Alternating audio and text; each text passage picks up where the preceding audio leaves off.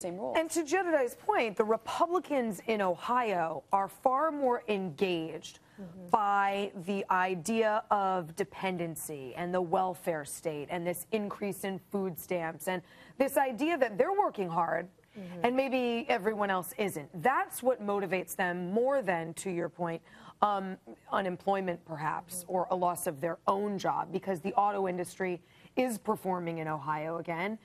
And they're not feeling as bad as the rest of the And when you hear commentary often from voters, they say that class warfare rhetoric isn't successful. That doesn't appeal to them. And when you hear their responses in a lot of these polls, they say, no, you know what, we don't buy into that, which is interesting because those are precisely the kinds of ads that Barack Obama is running in Ohio right now about the 47% and paying more taxes. So I don't know that will be a successful road for Barack Obama. That seems to be reflected somewhat in the polling now that shows Romney doing well with the middle class, and specifically in Ohio.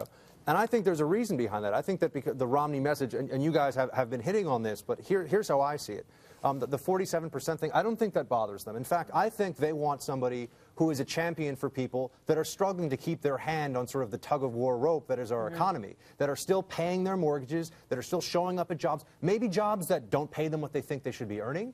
Maybe they're taking something they think is below their educational level, their experience level, but they're still in this game. They're still fighting. They're doing their part for GDP. They're trying to pay off their mortgage. They're doing all these things properly. They want someone who's going to ease the burden on them, who understands the fight they're in and understands that they want to better themselves. And as they better themselves, the country gets better. But here's the thing, and this is what Governor Kasich said at the Republican convention. When he got into office, Ohio was 48th in the nation in job creation, $8 billion in deficit, and now it is 4th in job creation and has erased the deficit without a statewide tax increase.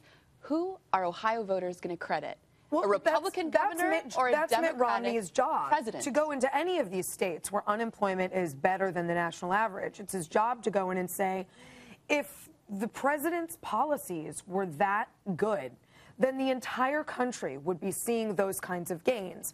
It's in fact your state leadership that has helped sort of manipulate that situation for you at home. I don't know that Mitt Romney's been making that sell effectively. No. But here's why I'm not calling this an immediate loss for Romney.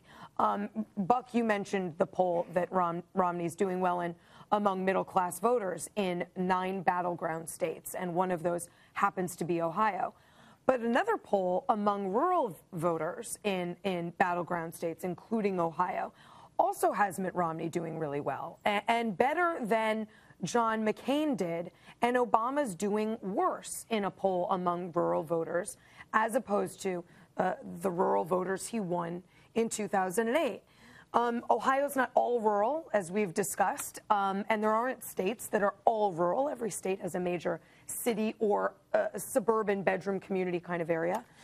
But if Romney can tick up in these rural demographics and he can tick up in middle-class demographics, then maybe these gains that Obama's been making elsewhere even out in places like Ohio. As long as we're laying polls on the table, I want to pile one on as well, and correct me if I'm wrong, but isn't there a poll that suggests, despite what we heard coming from the Democratic National Convention, the message of the auto bailouts being hammered over and over, that the auto bailouts are largely a non-issue to most voters, specifically those in Ohio. While 24% see the auto bailouts as a net plus, 24% also see it as a net negative. So, and then I think 50-something% say, the auto bailouts mean nothing to me. What I think is interesting about that coming out of the Democratic National Convention was the symbol of their economic message.